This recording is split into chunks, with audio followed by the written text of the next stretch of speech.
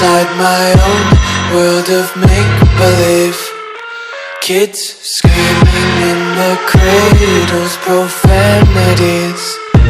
I see the world through ice covered in ink and bleach. Cross out the ones who heard my cries and... What is going on, guys? In today's video, I'm going to be showing you how to make this really cool light sequencer using a 4017 IC and a 555 timer. Now, this is a pretty cool circuit and it's pretty easy to make, so it's great for beginners new to electronics. And without wasting too much more time, let's jump right into this.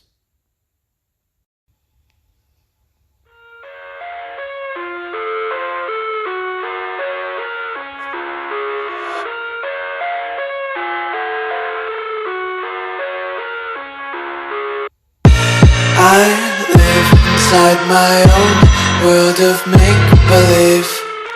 Kids screaming in the cradle.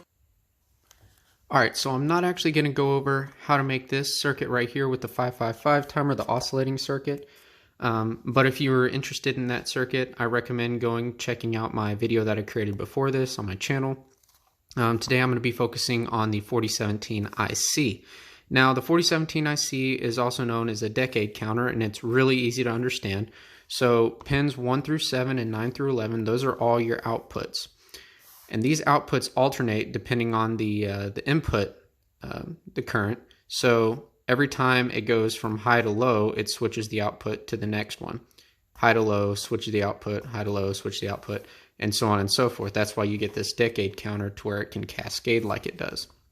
Now, pin 12, this is your carryout pin, and this is used to cascade multiple 47 ICs together for more outputs. So if instead of you wanted like 18 outputs instead of 10, then you would have to cascade them. I'm hoping to do that for another video because it's actually an interesting little process to do that.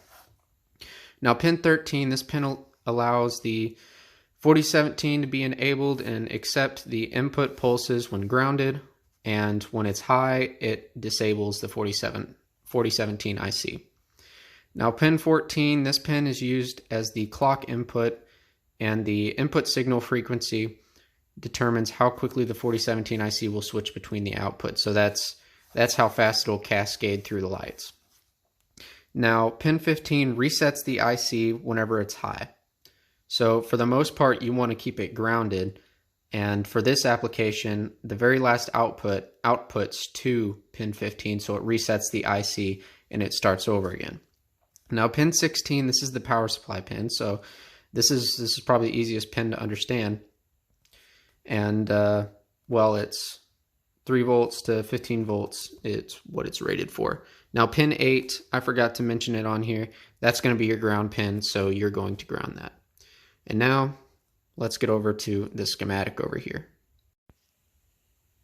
Alright, so this is the basic schematic of the circuit. It's actually really easy to make. It looks terrifying on the paper. But this is your oscillating circuit right here with the 555 timer. I'm not going to go over exactly how this circuit works because I did that in my last video. So if you want to go check that out, it's on my channel.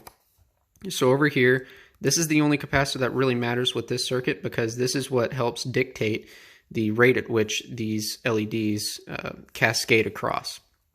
So pin 3 is going to be your output, and you're going to bring it all the way over here to pin 14, which is your clock input for the 4017 IC. Now, these LEDs, I want them to cascade down like this.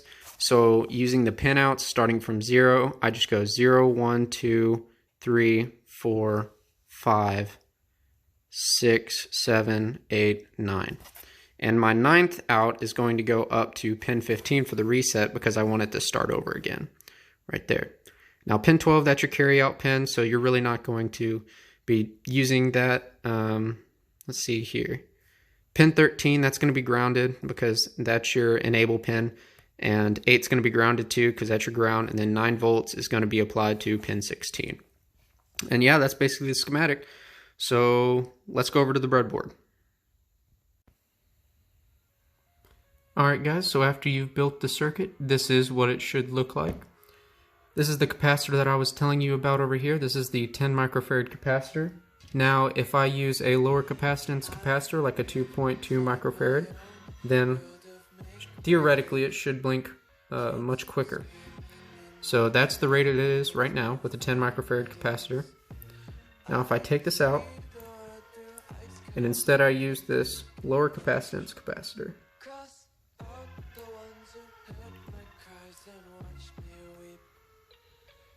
it blinks much quicker, like that. And if I want it to blink slower, then I have a 22 microfarad capacitor right here, and it blinks slower.